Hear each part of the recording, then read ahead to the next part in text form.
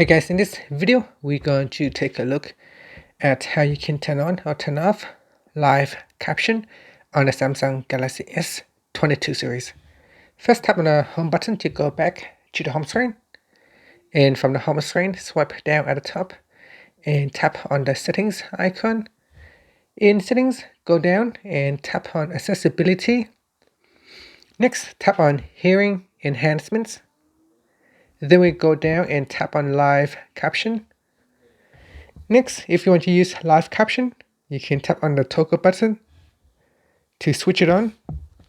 Now I said that live caption detects speech on your device and automatically generates caption.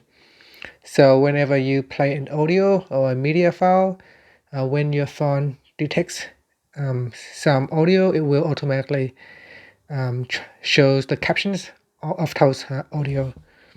Now, another way you can turn on or turn off live caption is to press on the volume key, then tap on the three dots on the volume bar at the top here.